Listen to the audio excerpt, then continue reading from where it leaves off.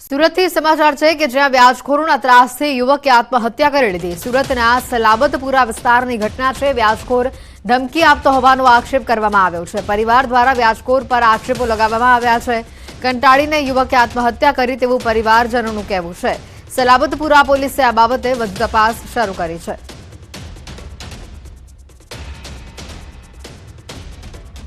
રાજકોટના જેતપુરમાં બળદેવધાર વિસ્તારમાં રહેતા પતિએ કરી પત્નીની હત્યા। પતિ પત્ની વચ્ચે કોઈ બાબતે ઝઘડો થતા માથાના ભાગે લાકડું મારી પતિએ પત્નીને મોતને ઘાટ ઉતારી દીધી। હત્યા નિપજાવી તે પોતે પોલીસ સ્ટેશનમાં હાજર પણ થયો। પોલીસ આગળની કાર્યવાહી હાથ ધરી છે। ઉલ્લેખનીય છે કે 3 મહિના પૂર્વે જ મરણ જનાર પત્ની અન્ય પુરુષ સાથે ભાગી ગઈ હતી અને એક મહિલા પહેલા જ તે પરત તેના પતિ પાસે આવી હતી। પોલીસે પતિ પત્ની વચ્ચે મધ્યસ્થી કરતા બંને પરત સાથે રહેવા લાગ્યા હતા। જો કે કોઈ કારણોસર બંને વચ્ચે બોલાચાલી થતા પતિએ પત્નીને માથાના ભાગે લાકડું મારી લોહી લુહાણ કરી હતી, જેમાં પત્નીનું મોત થયું છે। સુરતથી વધુ એક ચોંકાવનારી ઘટના સામે આવી છે કે જ્યાં 1 વર્ષની બહેનની 13 વર્ષના ભાઈએ હત્યા કરી નાખતા ખળભળાટ મચ્યો। ઓશિકાથી મોઢું અને ગળું દબાવીને હત્યા કરી નાખી। સુરતના નાનપુરામાં હત્યાની ઘટના સામે આવી છે। પરિવારે પૂછપરછ કરતા ભાઈએ ગુસ્સામાં બહેનની હત્યા કર્યાની કબૂલાત કરી છે। તબીબે બાળકીનું મોત ગૂંગળામણના કારણે થયું હોવાનો રિપોર્ટ આપતા પોલીસ પણ ચોંકી ગઈ હતી। હત્યારો 1 વર્ષ પહેલા મુંબઈથી સુરત તેના માસીના ઘરે રહેવા આવ્યો હતો। 1 વર્ષીય દીકરી રડારડ કરતી હોવાથી मासियाई भाई कंटाड़ी गयो और तेने आ कृत्य कर्યું। तो वो उसकी मासी का बेटा जो है 13 साल का है, वो घर पे था और बच्ची बहुत रो रही थी। उसने चुप कराने का प्रयास किया, जब चुप नहीं हुई तो गला दबा के चुप कर दिया। वो उससे बच्चे में इस बात की समझ नहीं थी कि गला दबाने से डेथ हो सकती है, तो उसने ये इस तरह का क्राइम उससे हो गया। રાજકોટમાં ચોંકાવનારી ઘટના સામે આવી છે। અહીંયા 34 વર્ષીય મહિલા પર એસિડ અટેક કરવામાં આવ્યો છે। મંગેતર અન્ય સાથે ભાગી જતા એસિડ અટેક કરવામાં આવ્યો। રાજકોટના સોખડા ગામમાં આ ઘટના બનવા પામી છે। સોખડા ખાતે રહેતા પ્રકાશ સરવૈયા દ્વારા એસિડ અટેક કરવામાં આવ્યો। સગાઈ બાદ મંગેતર અન્ય વ્યક્તિ સાથે પ્રેમ લગ્ન કરી ભાગી ગઈ। યુવાને બંદૂક રાખી એસિડ અટેક કર્યો। મહિલાને સારવાર અર્થે હોસ્પિટલમાં ખસેડવામાં આવી છે। કુવાડવા રોડ પોલીસ સ્ટેશન ખાતે મોડી રાત્રે પોલીસ ફરિયાદ નોંધાઈ હતી। એને અમારી રેકી કરતો હોય તો ભલે, જેવા જાણ બધા બહાર નીકળ્યા ને પોતપોતાના કામમાં તરત આવ્યો ઘરે અને સીધો એસિડની બળની ભરીને સીધો અટેક જ કર્યો। મારી છોકરી 13 વર્ષની છે, મારો છોકરો તો નિશાળે ગયો હતો। 13 વર્ષની છોકરી હતી ને, એને શું ખબર કે આ કદાચ મગજ બહેણે, એટલે એને હું કરવા તો ધાર્યું છે કે છોકરી પહેલાં તો છોકરીને જ એને ટાળી નાખવાની જરૂર, એના માથે નાખવાનો હતો। વધુ એક આશાસ્પદ યુવાનનું હાર્ટ એટેકથી મોત થયું છે। જૂનાગઢમાં પોલીસ દોડની પરીક્ષા આપવા આવેલા મૌલિક બારિયા નામના યુવકનું મોત થયું। યુવક ઉરાનો રહેવાસી હતો। જૂનાગઢમાં દોડની પરીક્ષા પૂર્ણ કરી મિત્રના ઘરે ગયો, જ્યાં યુવકનું મોત નીપજ્યું। હાર્ટ એટેકના કારણે યુવકનું મોત નીપજ્યું હોવાનું પ્રાથમિક તારણ છે। યુવકના મૃતદેહને પીએમ માટે ખસેડાયો છે। નલિયા સામૂહિક દુષ્કર્મ કાંડ મામલે મોટો ચુકાદો સામે આવ્યો છે। 2017ના ચકચારી કેસમાં ભુજ સેશન્સ કોર્ટનો ચુકાદો સામે આવ્યો છે। તમામ 8 આરોપી નિર્દોષ જાહેર થયા છે। ટ્રાયલ માટે રાજ્ય સરકારે ખાસ સરકારી વકીલની પણ નિમણૂક કરેલી। મહત્વની સાક્ષી એવી ફરિયાદી યુવતી જે પાછળથી હોસ્ટેલ થઈ હતી, શંકાનો લાભ મળતા આરોપીને નિર્દોષ જાહેર કરાયા છે। વધુ માહિતી મેળવીશું, સંવાદદાતા મેહુલ જોડાઈ ચૂક્યા છે ફોન લાઈન પર। મેહુલ, મહત્વની વાત છે, તમામ જે 8 આરોપીઓ તો તમામને નિર્દોષ જાહેર કરવામાં આવ્યા છે, વધુ અપડેટ શું? જી, ચોક્કસથી વાત કરી તો નલિયા સામૂહિક દુષ્કર્મ કાંડના જે 8 આરોપીઓ હતા તેને નિર્દોષ જાહેર કરવામાં આવ્યા છે। 2017ના જે ચકચારી કેસમાં ભુજ સેશન કોર્ટે જે તે ચુકાદો આપ્યો છે। ભાજપના નેતાઓને સાંકળતો આ ચકચારી કેસ હતો, જેમાં સેશન કોર્ટે જે તે ચુકાદો આપીને તમામ જે આરોપીઓ હતા તેને નિર્દોષ જાહેર કર્યા છે। ટ્રાયલ રાજ્ય સરકારે ત્યારે ખાસ સરકારી વકીલને પણ નિમણૂક કરેલી હતી। મહત્વની જે સાક્ષી એવી ફરિયાદી યુવતી છે તે પાછળથી હોસ્ટાઇલ થઈ હતી અને શંકાનો લાભ લઈને આરોપીઓ છે તે તમામ નિર્દોષ હાલ જાહેર કર્યા છે। આભાર મેહુલ માહિતી બદલ। અમરેલીથી સમાચાર છે, જ્યાં રસ્તા ઉપર સિંહના ધામા સામે આવી રહ્યા છે।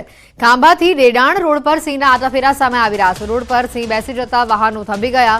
ડેડાણ રોડ પર મહાકાળી મંદિર પાસે સિંહ રોડ પર જ આસન જમાવ્યું। ખાનગી ટ્રાવેલ્સ ચાલકે સિંહનો વિડીયો મોબાઈલમાં કેદ કર્યો। ડાલામથા સિંહનો વિડીયો સોશિયલ મીડિયા પર વાયરલ થયો છે।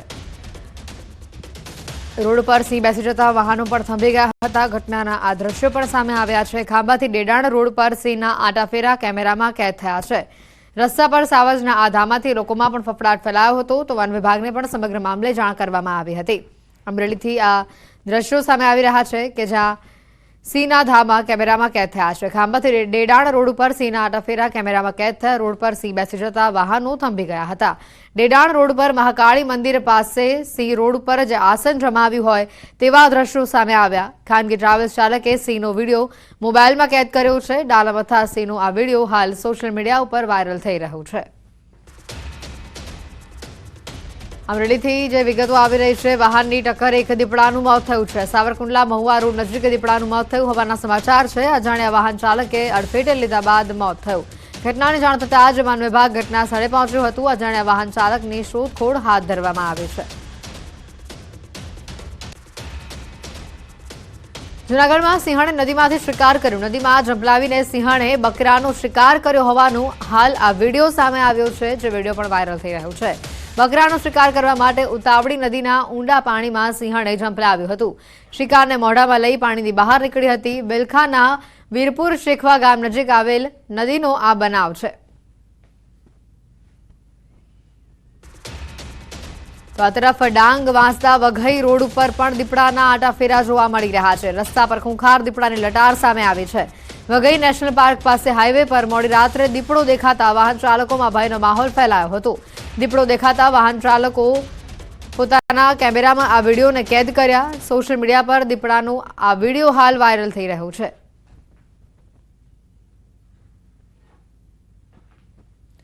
અલગ અલગ દ્રશ્યો બતાવી રહ્યા છે કે જ્યાં અમરેલીથી દ્રશ્યો આવી રહ્યા છે, જૂનાગઢથી આવી રહ્યા છે, ડાંગથી દ્રશ્યો આવી રહ્યા છે કે જ્યાં વન્ય પ્રાણીઓ રસ્તા પર આવી ચડતા લોકોના શ્વાસ અદ્ધર થયા હતા.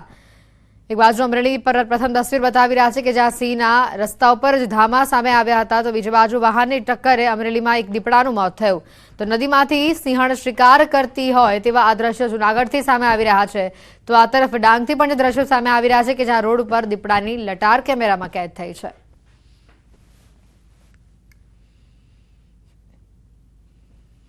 પાવાગઢ ખાતે રાજ્યકક્ષાની 5મી આરોહણ અવરોહણ સ્પર્ધા ગુજરાત રાજ્ય રમતગમત યુવા અને સાંસ્કૃતિક વિભાગ દ્વારા યોજવામાં આવી.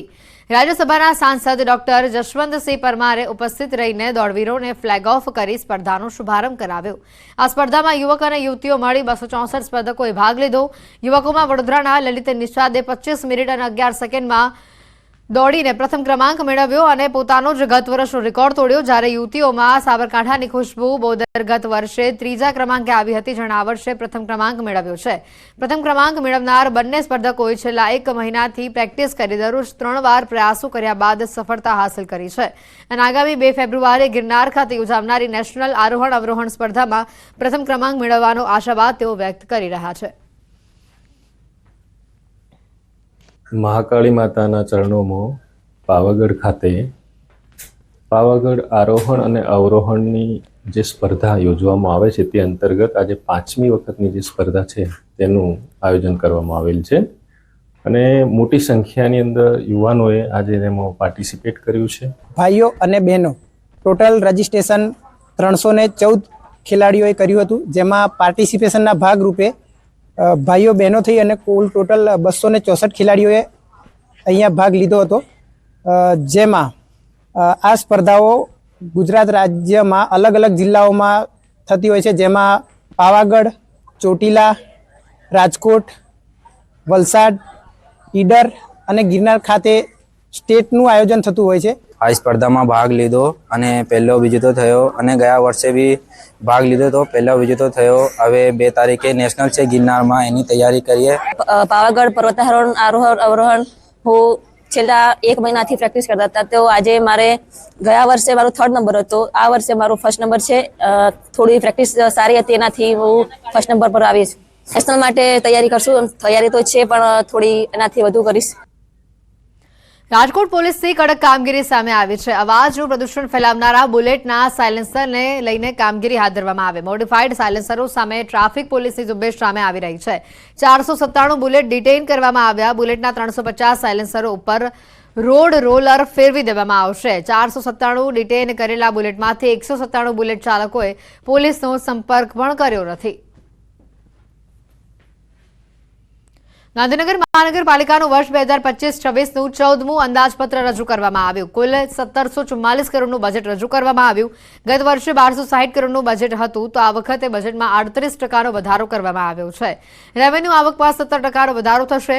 આંકડા પર નજર કરીએ તો બજેટમાં 44 કરોડ શિક્ષણ માટે, 44 કરોડ આરોગ્ય માટે, તો સફાઈ માટે 130 કરોડ અને અન્યમાં 216 કરોડ ફાળવવામાં આવ્યા છે.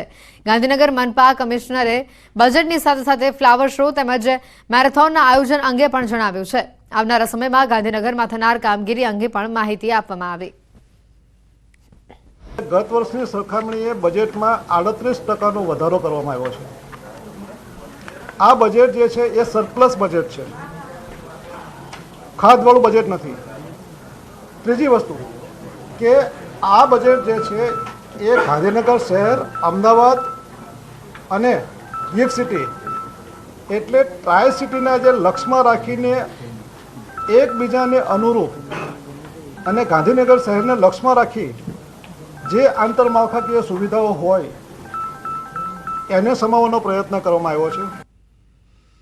સમાચારોમાં હાલ રોકાઈશું એક બ્રેક માટે.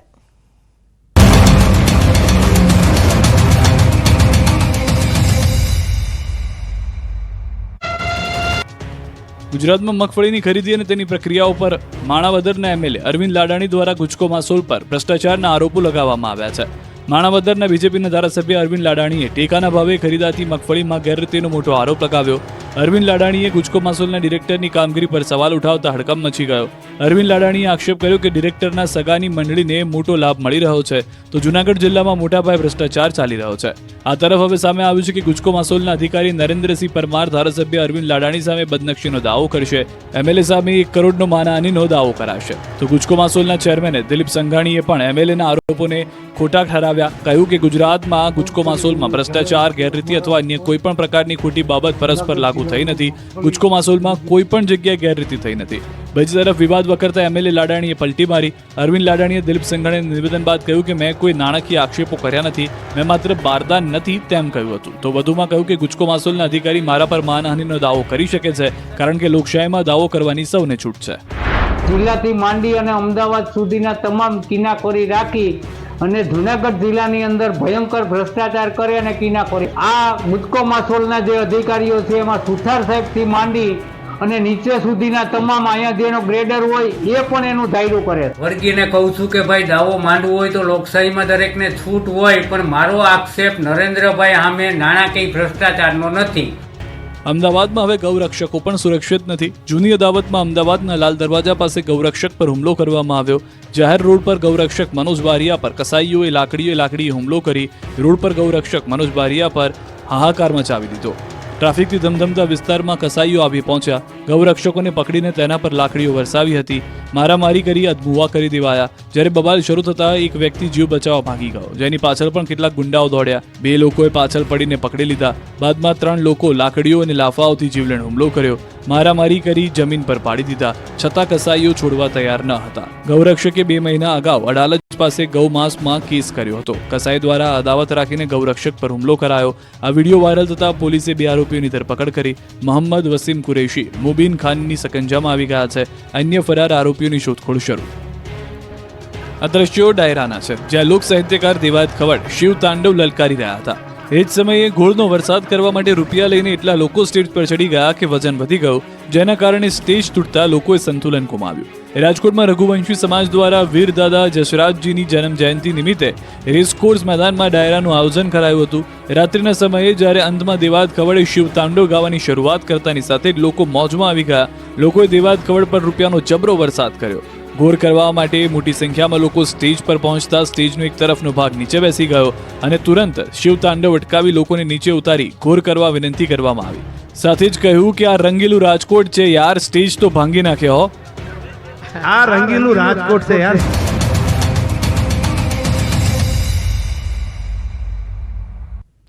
બ્રેક બાદ આપનું સ્વાગત છે. અમદાવાદના તપોવન સર્કલ નજીક ફાર્માસ્યુટિકલ્સ દ્વારા ગુજરાતના વિશ્વ કક્ષાના R&D કેન્દ્રની શરૂઆત કરવામાં આવી છે. ગૃહમંત્રી હર્ષ સંઘવી અને આરોગ્ય મંત્રી ઋષિકેશ પટેલના હસ્તે R&D કેન્દ્રનું ઉદ્ઘાટન કરવામાં આવ્યું છે, જેમાં નવી ERC સુવિધા, દરેક ડોઝ ફોર્મ માટે અત્યંત આધુનિક લેબોરેટરી તથા અદ્યતન સુવિધા સાથે ફાર્માસ્યુટિકલ નવીનીકરણને વેગ આપવા માટેની ડિઝાઇન કરવામાં આવી છે. આ રિસર્ચ અને ડેવલપમેન્ટ કેન્દ્રમાં pharmaceutical science, bio engineering, analytical chemistry, pharmacovigilance નિષ્ણાંત ડોક્ટરો આ સહિતના 350થી વધારે ઉચ્ચ કુશળતા ધરાવતા પ્રોફેશન ટીમ નવીન ફોર્મ્યુલેશન વિકસાવવા, દવાની જૈવ ઉપલબ્ધતા વધારવા અને દર્દી કેન્દ્રિત ડિલિવરી સોલ્યુશન વિકસાવવા માટેના સ્થળો મળીને કામ કરશે. ગાંધીનગર ખાતે જે R&D ચાલુ કર્યું છે, રિસર્ચ અને ડેવલપમેન્ટનું આખું કેન્દ્ર, અને ખૂબ મોટા પાયા ઉપર પોતે પોતાના એક્સક્લુઝિવ નવા કન્ટેન્ટ સાથે, નવા વિચારો સાથે, નવી દવાઓ સાથે માનવ જીવનમાં દવાઓ એક ખૂબ મહત્ત્વનો ભાગ ભજવતો હોય છે. એ દવાઓ સારી, સેફ અને ઝડપથી અસર કરવાવાળી દવાઓનું રિસર્ચ, નવા મોલેક્યુલ્સ અને નવા વિચારો સાથેનું આ R&D સેન્ટર કદાચ એમને સ્થાપેલા R&D સેન્ટરમાં સૌથી મોટું હોય એવું મને લાગી રહ્યું છે. ખાસ કરીને ભુજના ઐતિહાસિક હમીરસર તળાવની વિશેષ જાળવણી હવે થશે. ભુજ સહિત આસપાસના વિસ્તારમાં પાણીની મુશ્કેલીઓનો અંત આવવા જઈ રહ્યો છે. અમદાવાદમાં સેપ્ટ રિસર્ચ એન્ડ ડેવલપમેન્ટ ફાઉન્ડેશનના સેન્ટર ફોર હેરિટેજ કન્ઝર્વેશન દ્વારા પાણીના સ્ત્રોતની જાળવણી અંગે એક ખાસ રિપોર્ટ તૈયાર કરવામાં આવ્યો હતો, જેને વર્લ્ડ મોન્યુમેન્ટ વોચ લિસ્ટને મોકલવામાં આવ્યો. વર્લ્ડ મોન્યુમેન્ટ ફંડ દ્વારા વર્લ્ડ મોન્યુમેન્ટ વોચ લિસ્ટ 2025 જાહેર કરવામાં આવ્યું છે, જેમાં દેશ દુનિયાના 25 સ્થળોને સિલેક્ટ કરવામાં આવ્યા છે. આ 25 સ્થળોમાં સેપ્ટના રિપોર્ટને પણ સિલેક્ટ કરવામાં આવ્યો છે, જેમાં ભુજના તળાવો, કુવાઓ આ સહિતના સ્થળોની જાળવણી કરવામાં આવશે. वर्ल्ड मॉन्यूमेंट्स फंड करके एक ऑर्गेनाइजेशन है. ये ऑर्गेनाइजेशन का एक प्रोग्राम है वर्ल्ड मॉन्यूमेंट्स वॉच. वो बायनियल बेसिस पे, मतलब हर 2 साल एक लिस्ट निकालती है, और वो लिस्ट में जो जो कल्चरल साइट्स है, जो भी हेरिटेज साइट्स है, जिन्हें अर्जेंट अटेंशन की ज़रूरत है, पहले तो सिग्निफिकेंट है और उन्हें अर्जेंट अटेंशन की ज़रूरत है, उन साइट्स को वो स्पॉटलाइट करती है. છેલ્લા 6 વર્ષથી અમદાવાદ ઉદયપુર નેશનલ હાઈવેનું 4 લેનમાંથી 6 લેનમાં રૂપાંતર કરવાની કામગીરી ચાલી રહી છે, જેથી વાહન ચાલકોને પરેશાનીનો સામનો કરવો પડી રહ્યો છે. સાથોસાથ કેટલાક ઓવરબ્રિજનું પણ કામ ચાલી રહ્યું છે, તે પણ ખોરંભે ચડ્યું છે. આ મામલે રજૂઆતો પણ કરાઈ ચૂકી છે, પરંતુ નેશનલ હાઈવે ઓથોરિટીના પેટનું પાણી હલતું નથી. જોકે હાઈવે ઓથોરિટીએ જણાવ્યું છે કે બ્રિજની કામગીરી ટૂંક સમયમાં થઈ જશે, પરંતુ હજી સુધી તે પૂર્ણ થયું નથી. વાહન ચાલકોનું કહેવું છે કે એક તરફ તે લોકો મસમોટો ટેક્સ ચૂકવતા હોય છે અને બીજી બાજુ 6 વર્ષ સુધી હાઈવેની કામગીરી થતી નથી. અહીંયા ફક્ત વાહન ચાલકો જ પરેશાન નથી થઈ રહ્યા, પરંતુ દુકાનદારોને પણ હાલાકી વેઠવી પડી રહી છે. મોતીપુરા 4 રસ્તા ઉપર ઓવરબ્રિજની કામગીરી મંથન ગતિએ ચાલી રહી છે, પરંતુ અવરજવર માટે ઓવરબ્રિજની બાજુમાં આવેલ સર્વિસ રોડનો ઉપયોગ કરે છે તે ખૂબ જ સાંકડો છે, ત્યારે સ્થાનિકો પણ ત્રાહિમામ પોકારી ઉઠ્યા છે. બહુ ટ્રાફિક રહે છે મોતીપુરામાં. સરકારીથી 2 કલાકથી 1.5 કલાક લાગે છે જતાં કરતાં. સામાન લેવા જવું હોય, અમારે ગાડીઓનું કામ કરવું હોય, આગુ પાછું કરવું હોય તો બી 1.5 થી 2 રોંગ સાઈડ જવાનો રસ્તો નથી. બહુ ટ્રાફિક છે, રોડ પોળા કરતા નથી સાઈડોના, એના કારણે બહુ પરેશાની થાય છે અમને. બ્રિજ 6-7 વર્ષથી બ્રિજનું કામ ચાલુ છે. બ્રિજનું કામ હજી સુધી પૂરું કરવામાં આવ્યું નથી, અને સમસ્યા એટલી બધી છે, ટ્રાફિક એટલું બધું થાય છે. સવારના 10 વાગે, સાંજે 6 વાગે એટલું ટ્રાફિક થાય છે. સમસ્યા એટલી બધી ગઈ છે, અને અમારા ધંધામાં બી બહુ અસર પડશે. ધંધો અમારો 50% થઈ ગયો છે અત્યારે હાલની તારીખમાં. અમદાવાદથી ઉદયપુરને જોડતો નેશનલ હાઈવે કે જ્યાં છેલ્લા 6 વર્ષથી જે આ મોતીપુરા ખાતેનું જે બ્રિજ છે, બ્રિજનું કામ ચાલી રહ્યું છે. અવારનવાર જે અહીંયા ટ્રાફિક જામના દ્રશ્યો સર્જાતા હોય છે. ચોમાસામાં પણ ભારે પાણી ભરાવાને લઈને લોકોને હાલાકીનો સામનો કરવો પડતો હતો, પરંતુ છેલ્લા 6 વર્ષથી આ જે હાઈવે છે, આ જે પુલ છે, પુલનું કામગીરી પૂર્ણ થઈ નથી. અહીંના સ્થાનિકો પણ પરેશાન છે. આસપાસના જે ધંધો રોજગાર કરતા હોય છે તેમને પણ જે ટ્રાફિકના કારણે સમસ્યાનો સામનો કરવો પડતો હોય છે. અનેકવાર સ્થાનિકોને રજૂઆત કરવા છતાં પણ હજી સુધી પુલનું કામ પૂર્ણ થયું નથી. પરંતુ હાલ જે કામગીરી ચાલુ રહી છે કે હજી આશ્વાસન તો આપવામાં આવ્યું છે હોળી સુધીમાં પુલ પૂર્ણ થઈ જશે, પરંતુ નક્કર ક્યારે કામગીરી પૂર્ણ થાય, ક્યારે ફરીથી પુલ શરૂ થાય તેવી હાલ તો લોકો રાહ જોઈ રહ્યા છે. કારણ કે જે વારંવાર ટ્રાફિક જામના દ્રશ્યો સર્જાતા હોય તેના કારણે અકસ્માતની પણ સમસ્યાઓ સર્જાતી હોય છે. આ ઉપરાંત લોકો પણ ટ્રાફિકમાં અટવાતા હોય છે કે જલ્દીમાં જલ્દી આ લોકોને નિરાકરણ બને તેવી હાલ તો લોકો વાહન ચાલકો રાહ જોઈ રહ્યા છે. ઈશાન વર્મા, ન્યૂઝ 18 ગુજરાતી, સાબરકાંઠા. સુરત પોલીસની સરાહનીય કામગીરી સામે આવી છે। ઉધના વિસ્તારમાં રાત્રે 1:30 વાગ્યાના અરસામાં પોલીસ પેટ્રોલિંગ કરી રહી હતી અને તે દરમિયાન મોટરસાયકલ પર સવાર એક મહિલા અચાનક ઢળી પડી। જંગે પોલીસે જાણ થતાં ઉધના પોલીસ મથકના પીઆઈ એસએન દેસાઈ તેમજ અન્ય પોલીસ સ્ટાફે બેભાન મહિલાને તરત જ પીસીઆર વાનમાં બેસાડી હોસ્પિટલ સારવાર માટે ખસેડવામાં આવી। પોલીસની સતર્કતાથી મહિલાને તરત જ સારવાર મળી। આમ પોલીસે માનવતા મહેકાવતું કામ કર્યું છે। છોટાઉદેપુરના નસવાડી નજીક કેનાલમાં ડૂબતા દંપતીના મદદે આવી પોલીસે ત્યાંથી પસાર થતા સમયે મદદની ગુહાર લગાવતા દંપતીની બૂમો સાંભળી હતી, જેથી પોલીસે સ્થાનિકોની મદદથી બંનેને હેમખેમ બહાર કાઢ્યા હતા। પોલીસે ગાડીમાં પડેલ બ્લેન્કેટનો ઉપયોગ કરી દંપતીને ભારે જહેમત બાદ સહી સલામત બહાર કાઢ્યા।